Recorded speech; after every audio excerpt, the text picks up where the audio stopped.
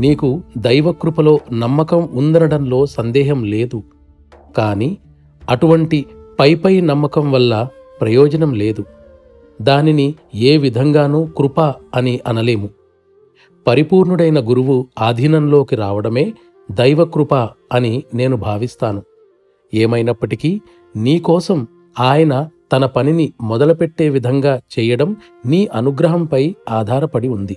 ఇప్పటికే ఆయన కృప కార్యరూపాన్ని దాల్చిందో లేదోనని గమనించి చూడమని నేను నిన్ను అర్థిస్తాను. తగినంత అభ్యాసం లేకుండా నీవు ఆయన సంకల్పశక్తిని నీ వైపుకు లాగటానికి ప్రయత్నిస్తే అప్పుడు నీలో పనిచేసేది నీ స్వీయ సంకల్పమే అవుతుంది.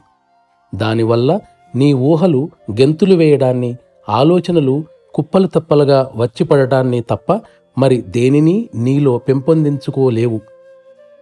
ఈ స్థితిలో నీవు ఆధ్యాత్మికత యొక్క కృత్రిమ రూపాన్ని మాత్రమే నీలో చూడగలవు.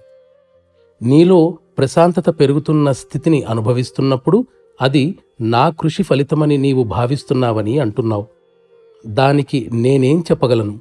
ఒక్కసారి గమనించి నీ మనస్సును ఆ ఆలోచనతో జోడించి దానిపై బాగా యోచించు. అప్పుడు మాత్రమే దాన్ని సరిగా అర్థం చేసుకోవడానికి సాధ్యమవుతుంది.